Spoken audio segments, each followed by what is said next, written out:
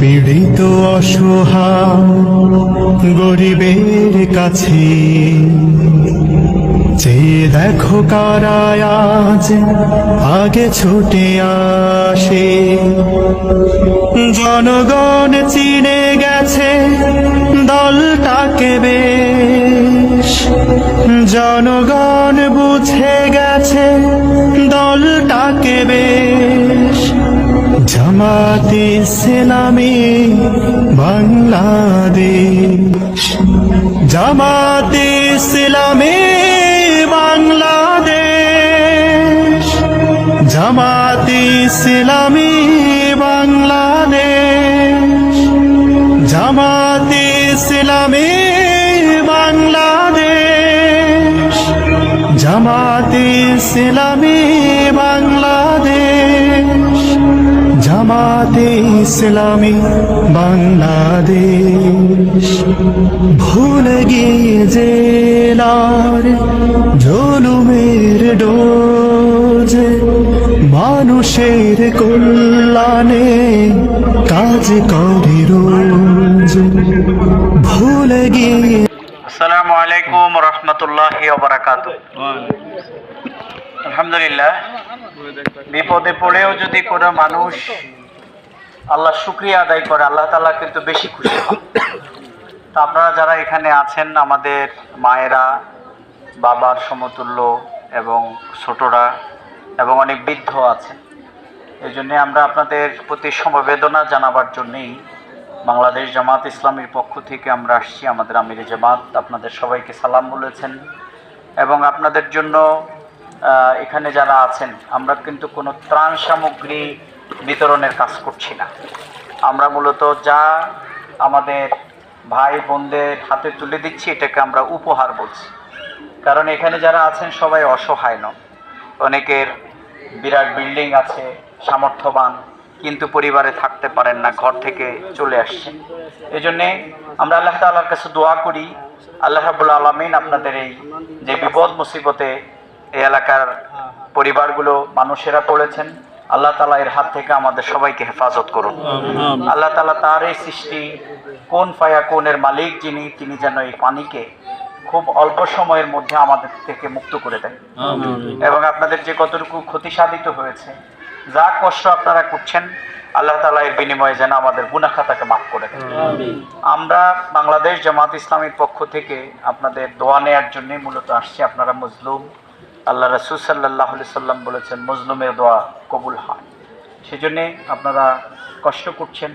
মূলত এই এলাকা যে এত খারাপ অবস্থা, বিশেষ করে লক্ষ্মীপুরে, এটা কিন্তু বাহির থেকে অনেকে কিন্তু জানতও না। এখানে আসার পরে আমরা দেখেছি এবং আলহামদুলিল্লাহ এখন আমাদের ছাত্র, রাজনৈতিক দল, ইসলামিক দল, সমাজসেবী সংগঠনগুলো সবাই আসতেছে, কিন্তু অনেকে ভিতর পর্যন্ত আবার আসতে চায় না। এই জন্য আমরা জামাত ইসলামী এবং ইসলামী ছাত্র শিবির আমাদের কর্মী ভাইয়েরা বাড়িতে বাড়িতে গিয়েও সেই কাজ প্রচেষ্টা চালাচ্ছেন। এবং আপনারা যারা এখানে আছেন, আমাদের এখানে ইউনিয়ন সভাপতি আবু বকর, সে কিন্তু সিদ্দিক ভাই, সে আপনারা তার এই নামে চিনেন, সে কিন্তু আছে। আমাদের আরও নেতৃবৃন্দ এখানে আছে, তারা কিন্তু আপনাদের খোঁজখবর রাখতেছেন এবং আগামী দিনে তারা যেন আরও কার্যক্রম যা আসতেছে বাহির থেকে খাবার সহ আমাদের উদ্যোগে, সেই কাজ আমরা অব্যাহত রাখবো ইনশাআল্লাহ। আর আপনাদের যারা এখন আছেন, খাবার দাবারের কষ্ট বা কয়দিনের কষ্ট, কিন্তু পরের কষ্টটা বেশি হবে। অর্থাৎ অনেকের ঘর দরজা ভেঙে যাবে, অনেকের কিন্তু গরু ছাগল নাই হয়ে যাবে, অনেকের বাচ্চাদের পড়ার টেবিল থাকবে না, হরেক রকম সমস্যা হবে। তা আমরা আপনাদের কাছে দোয়া চাই, ইনশাআল্লাহ জামাত ইসলামী আগামী দিনেও পুনর্বাসন কর্মসূচিতে আপনাদের পাশে আমরা থাকবো ইনশাআল্লাহ। এই জন্য আপনারা বেশি করে আমাদের জন্য দোয়া করবেন।